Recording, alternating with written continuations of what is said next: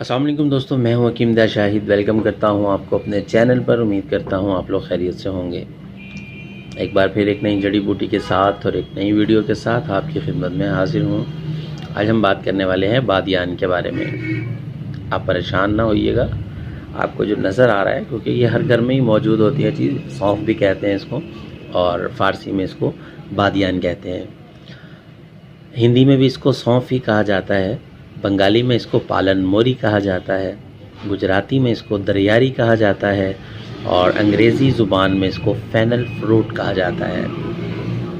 अब बात कर लें अगर इसकी, जैसा आपको नज़र आ रहा है कि ये जर्दी माइल मतलब बीज होते हैं, हल्के हल्के जर्द होते हैं और लंबाई और बिल्कुल गोल। ये असल में ये अभी ये टूट कर अलग अलग हो जाते हैं अगर कहीं इनमें कोई निकले।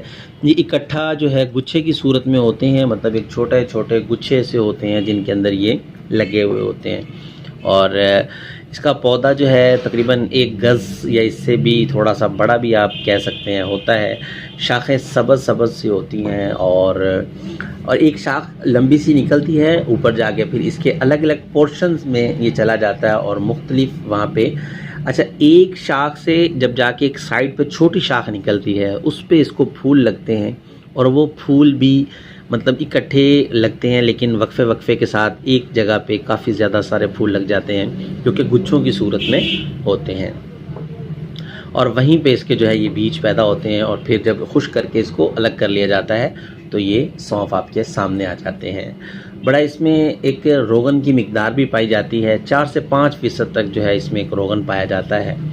अब बात कर लें अगर इसके फ़वाइद की अगर हम बात कर लें इसके, तो मैदा के लिए बड़ी ज़बरदस्त चीज़ है। फासिद मादे जो होते हैं, मैदे की गलीज़ रतूबतें जो होती हैं उनको ख़ारिज करने में मदद देता है। तबख़ीर जो हो जाती है मैदे में, वो बहुत ज़बरदस्त चीज़ है उसके लिए। और उसके अलावा जो ये दस्त वगैरह लग जाते हैं जिसको पेचिश भी कहते हैं या मोशन लग जाते हैं, उसमें भी इसको इस्तेमाल किया जाता है, उसको बंद करती है।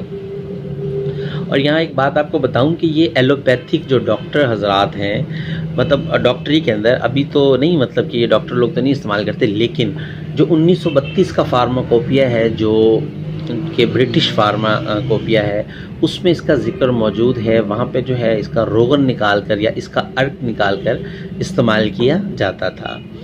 अच्छा, बात कर लें अगर इसके मिजाज की, तो गर्म है पहले दर्जे में और खुश्क है दूसरे दर्जे में।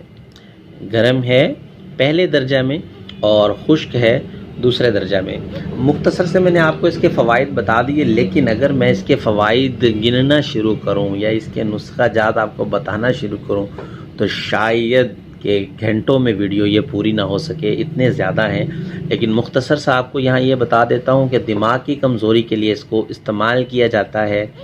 मतलब इसको मुख्तलिफ़ 2-3 चीज़ों के साथ, मतलब सौंफ के साथ इसको मिला लें और थोड़ी मिश्री ले लें और थोड़ा सा कशनीज़, खुश्क धनिया वगैरह, मतलब ये एक सफ़ूफ सा बन जाता है, बड़ा बेहतरीन रह जाता है। इंशाल्लाह इस पे वीडियो बनाऊंगा मैं। नज़ला ज़ुकाम में इसका इस्तेमाल किया जाता है और बहरापन जो हो जाता है, जब कम सुनने लग जाता है, गाय के घी में जो है इसको मिलाकर इस्तेमाल करवाया जाता है। कमज़ोरी नज़र में इसको इस्तेमाल करवाया जाता है और कब्ज़ में जो है बहुत ज़बरदस्त चीज़ है, उसमें इस्तेमाल करवाया जाता है।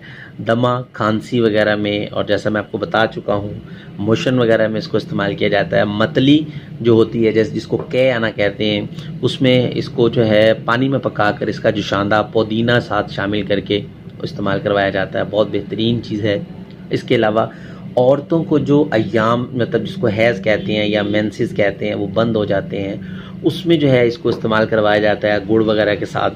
तो ये जितने भी मैं आपको बताता रहता हूँ, इसकी इंशाल्लाह एक कंप्लीट वीडियो मैं बनाऊँगा। अभी मेरे पास बहुत कुछ मौजूद है आप लोगों को देने के लिए।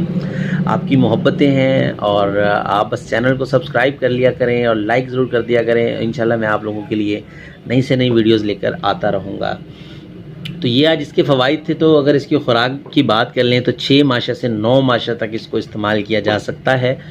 आज की तमाम इसकी जो खसूसियातें पूरी हो चुकी हैं। उम्मीद करता हूँ ये वीडियो आपको पसंद आई होगी, तो लाइक कर दीजिएगा, वीडियो को शेयर कर दीजिएगा, आपके साथ साथ दूसरों का फ़ायदा हो जाएगा।